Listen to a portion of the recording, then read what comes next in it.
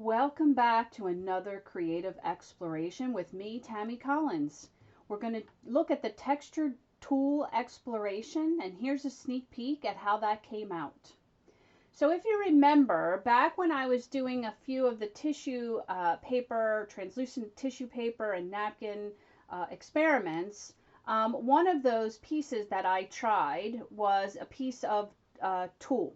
So we're going to get to that, and we're just going to do a couple preps here on a couple of their napkins. I really love the napkin, how it came out, and there's something that I want to show you that I did with them, and I'm just sort of going over what I did. And this is just a napkin. It's a 2-ply napkin that I separated, and this is 1-ply only. And then I put that textured glazing medium, excuse me, not textured, the glazing medium on I saturated the tissue paper, or excuse me, the napkin. I can't talk today. It's a crazy day today. But anyway, this is just a reiteration of that. And then it's going to dry, and I'm going to bring out one that I did through the magic of television here. And so here you're looking at that napkin after it's dried, and it's sort of this translucent tissue paper. It's a crazy, love this feel and this element that it's created. So here I'm playing with it, and I'm taking some of the Tombow and I'm getting some color on there, and then I'm just going to wet it because, as you know, I love to turn these Tombows into watercolors. And I'm just seeing like what happens when I do that on this unique napkin. I don't even know what to call it now. It's encased in sort of a medium, so it feels a little bit rubbery, but it's really soft and supple and pliable, and you can wrinkle it. You can do all kinds of stuff with it. So I'm just testing what happens. So see there, the water actually still kind of goes through it, so it's not completely sealed, which is an interesting thing. So I'm just putting some color on there, getting a little bit of water on there to blend the color in and let it sort of settle into this piece. So I just wanted you to see what can happen with this really crazy material. I mean, there's so much we can do, but this was just something that I was playing with, and I wanted you to see what happens. And when I did this original experiment, one of the pieces that I did was tulle. It's tulle. It's almost like a really fine fishnet type material. You'll see it a lot of times on packages and that sort of thing. But I tried to encase that just like I did the napkin. And while parts of it worked, other parts of it didn't work. So we're going to revisit that today because I did some other things to it that I actually really loved how it came out. Okay, so here's the original tulle. You can see that it did take some of the medium. I had put a little bit of paint on there, and that really sent an indicator to me to maybe use this paint. Now this paint that I used on here is just a acrylic paint that I had used for another project, and it has sand in it. And I really liked how the sand sort of grabbed the fine mesh nature of this tulle. So I thought, well, let's come back and try something else. So I put some Elmer's glue, watered down Elmer's glue on there, and I'm adding some more paint to it. And I want to see where this experiment leads. So right now I'm just putting some more of that paint on there. I'm going to put a couple different colors. And I think because of the sand in there, and when it dried, it sort of made the paint more of a cohesive material. It grabbed onto the tulle material. I think adding in a little bit of the glue also helped. So I'm not trying to really make this look pretty because I'm just, in my mind, I'm just trying to see what happens when I use this particular type of paint that I had sand in. Now, I put another piece of parchment paper on top just to really help me sort of model and meld the colors together a little bit. And I know from doing a couple of the other experiments, I really liked how the the parchment paper gave a unique texture.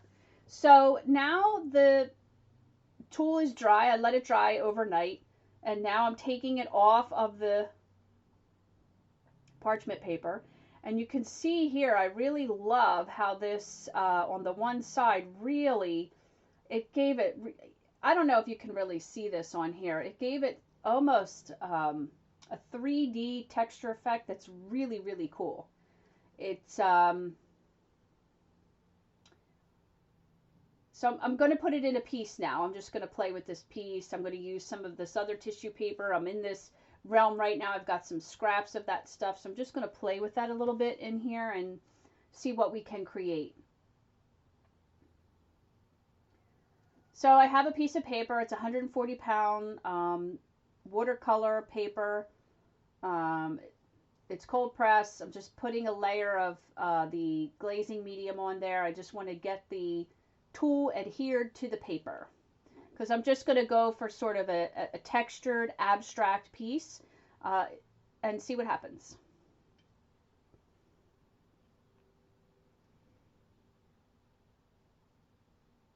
One of the other things I wanted to talk about while I'm doing this is, I know that we get really stuck sometimes on where to start and what to use and what to do, and it kind of occurred to me that if you really like the colors that you're seeing in a piece that I'm doing, I'm going to start offering you a free color swatch of the piece that I created.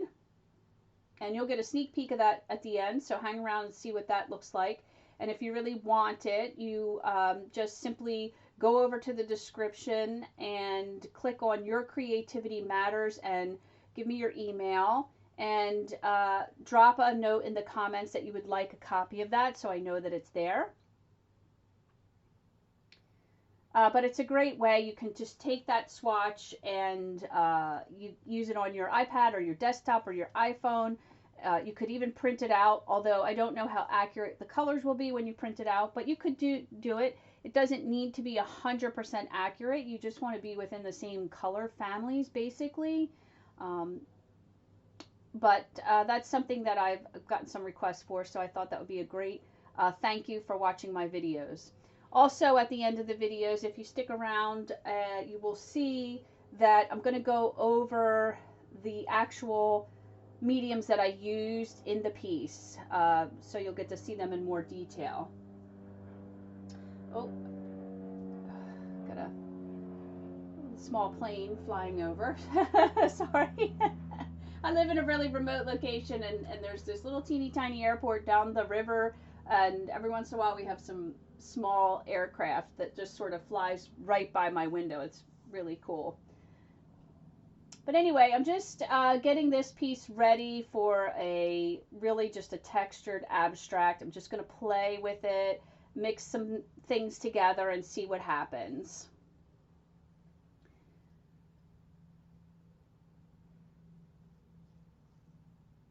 I really enjoyed playing around with this sort of translucent paper concept. I don't know that that's the best word for it. I don't know that there is a proper terminology for it, but you know, I used tissue papers and napkins and tulle and attempted to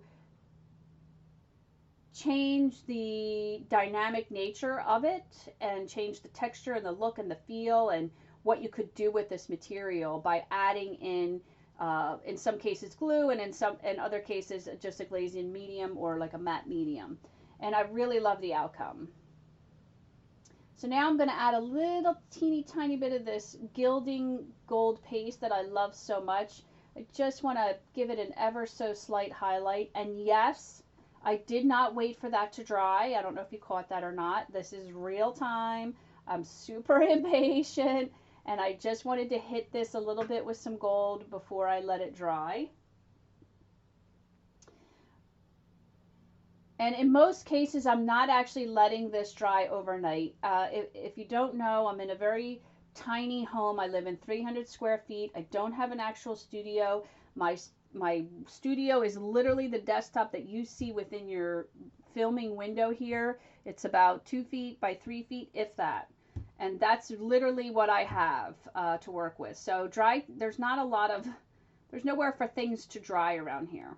So I will work on this, and then I will take it over and put a fan on it and let it dry for about an hour, and then I'll bring it back and continue working with it.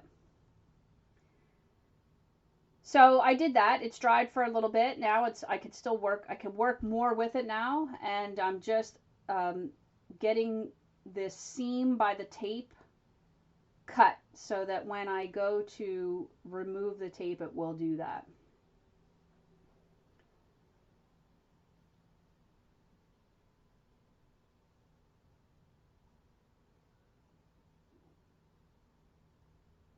I would also be curious to try this with like a cheesecloth. Um, that would have even less ability to hold the glue than the tool did, but I'd be curious to try it um, and see what happens. Maybe it's just a matter of doing it twice, like a double layer, because that's another material that I really like.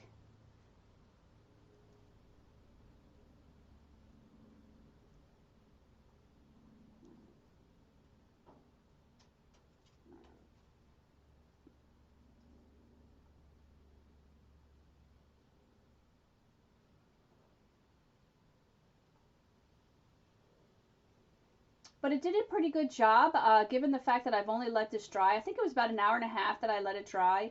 I can't wait to. We're in the process of putting together a specific studio space for me, and I cannot wait to have that for things to be able to actually sit out and dry. And might change my videos slightly because you know, a creative time when you want something to dry, you know, it affects the way the video gets produced. But nothing for you to worry about.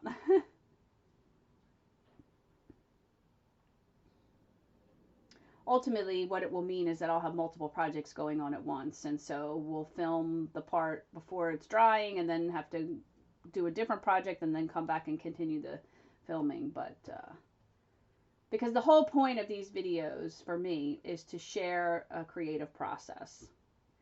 And while an actual creative process might involve multiple projects going on, uh, because of waiting for things to dry and that sort of thing, um, that would make sharing creative time a bit challenging. Um, Unless the creative time was all about the same subject matter, and you had some maybe prepped that you could just kind of bring in, but we'll see. We're not that fancy here. We're perfectly imperfect. Okay, so now we're going to get to some creating.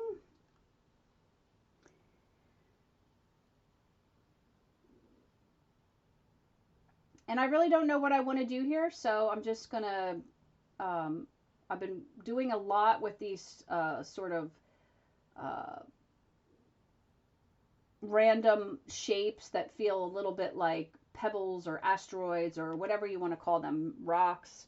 So I'm just going to continue on with that exploration. This is highly textured. Do you ever go to the beach and where there's like water that has come in and gone out, it's left like little grooves in the sand, and then so you have sort of a top layer almost. That's kind of what this paint on tool sort of did. It's really neat. I don't know how well you can see that in the camera there, and now that I'm thinking about it, maybe I could have did a bit better of a close-up, but I'm not sure. So I'm thinking, I don't know what I want to do. I'm just sort of trying to wait for something to speak to me. I'm going with this gray Posca marker, and I'm just going to put some shapes in.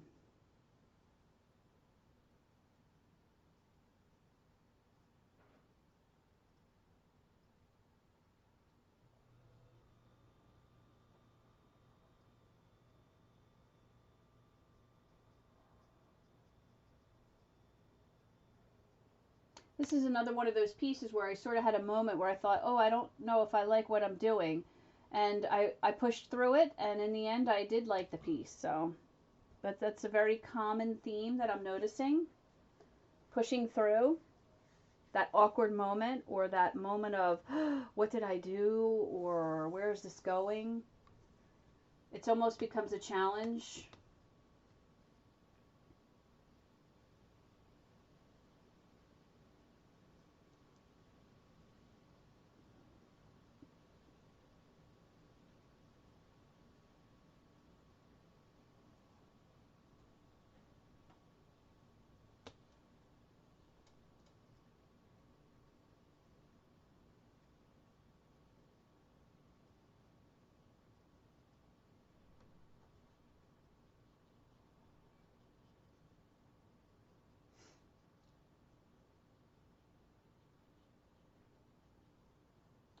And now I'm just going to loosely uh, trace those with a black Posca.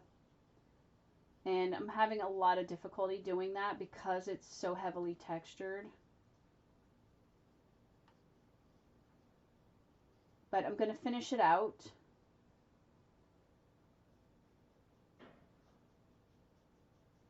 Just so that the effect is consistent on all of the pieces. And then I'm going to add in another layer.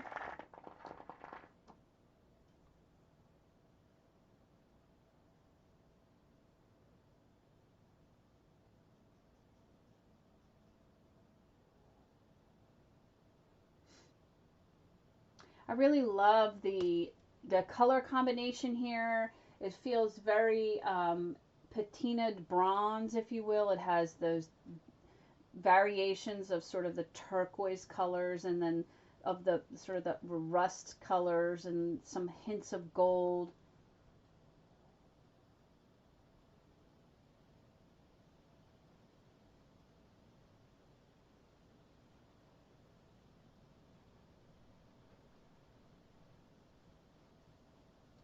So now I'm just taking a much thicker black Posca and coming back over it again, and that was much more successful. And I'm not being super specific. I'm not trying to trace exactly in the previous line.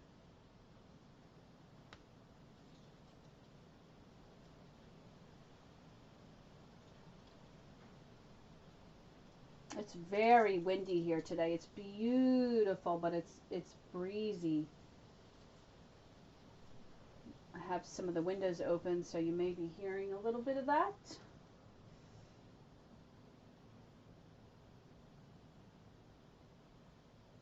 Okay, so now I'm trying to figure out if I want that to be the position, or if I want to turn it around the other way. Um,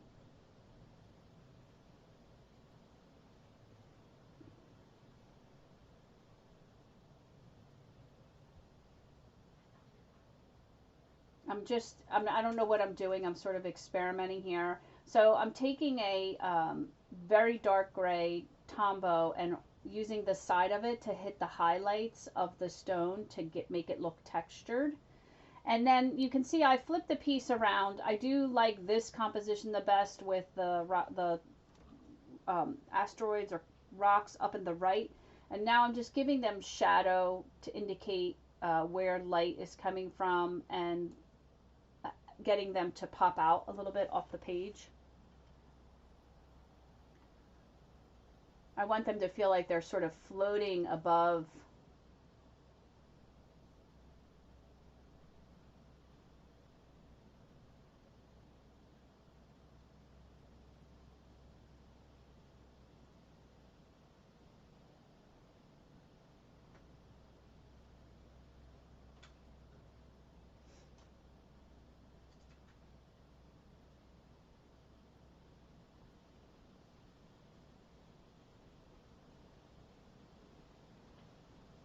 And so this is my charcoal pencil, and I'm using my non-dominant hand, which because of the heavy texture almost really I couldn't get it to work.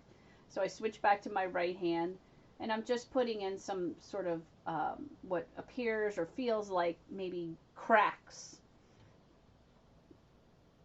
And then I'm going to take the Tombow and I'm just going to kind of blend that out a little bit. The little bit of water in the Tombow mixes with that charcoal really nicely. It makes a really nice effect. So I'm just accentuating those cracks a little bit.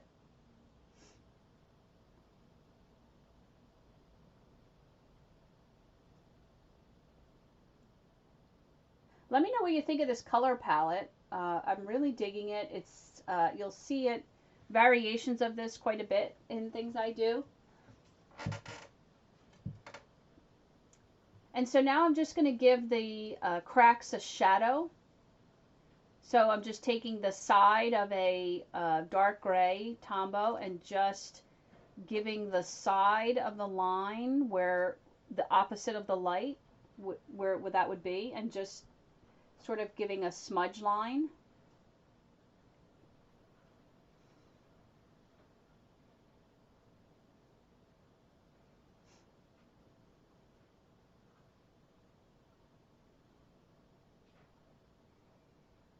And so I'm just going to hit the opposite side of that vein, if you will, the crack, where the light would hit it, just an ever so slight white line there, just to accentuate it and make it also feel like it's not flat and a little bit more 3D in effect.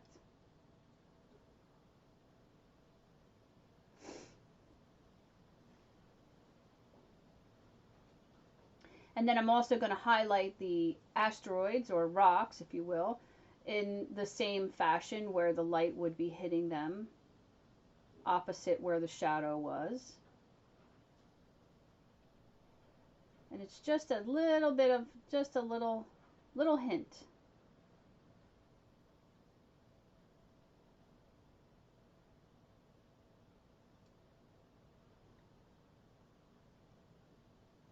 And I added in some white dots, and I added the white dots in two different sizes, in a larger Posca and a smaller Posca.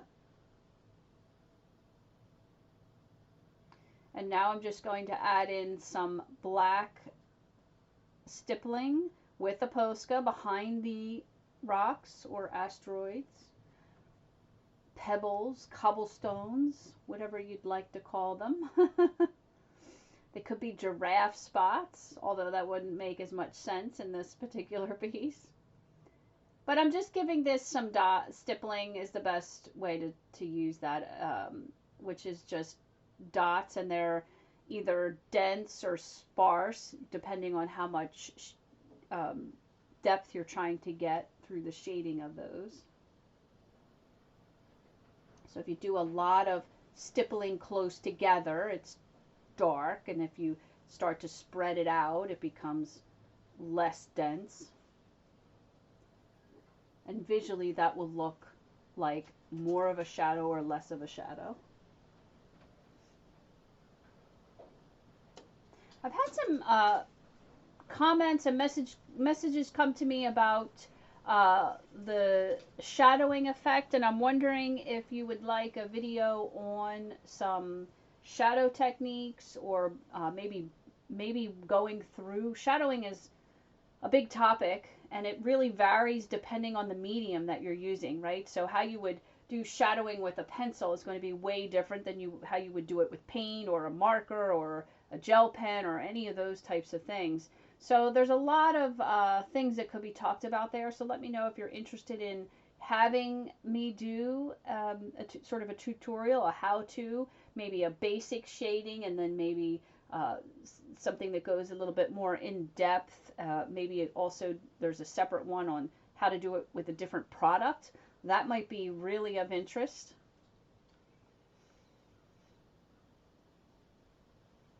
But let me know. I'd love to hear. Don't forget to like and subscribe, and please feel free to share my YouTube videos with anyone that you think may be interested in following along, trying to do things. I really wanted to use that gold Posca, but I just didn't know what I wanted to do with it, and I'm kind of feeling like it might be done. I'm not quite sure. So see, I think that's where I'm at. I'm pulling the tape. I really ended up liking this piece. I didn't know where I was going. Don't forget we started out with the translucent effect that we did on Tulle, which is completely different than doing it on tissue paper or a napkin. And we ended up with this textured Tulle abstract piece. And I kind of like it. I'm kind of, I would try this again, maybe do something a little different.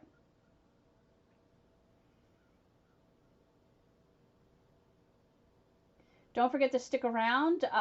You'll get a glimpse at what the color swatch looks like for this. And if you want that, don't forget to comment in the comments that you would like it, and fill out the Your Creativity Matters link with your email so I can get that to you. It's a gift, a free gift. If you're inspired to use this color palette, I would love for you to have it. I'm also going to show you at the end each individual medium and product that I used. I'm getting better at sharing that. I wasn't sharing that in the beginning, and I know you want to know. I just move too quick and don't remember to always share that or put that in the description. So it's in the video, so you can just always come back and do a replay or stop the video and you can grab the items that you need.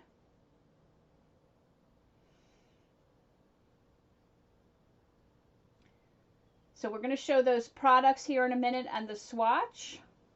And there it is. That's the finished piece. Okay, so we're moving into the products. This is that gilding gold paste that I ordered from Amazon. The company's based in UK. This is a gray Posca marker. You know, we used white, a couple different sizes of white. We used a charcoal pencil. We used the Tombow in this dark gray. I'm just adding in the other sizes that we used. We used this B tissue paper, the translucent one that we did. We also used this Tulle. And the paint colors were in a previous video. And here's the swatch for that particular piece. And thanks for watching.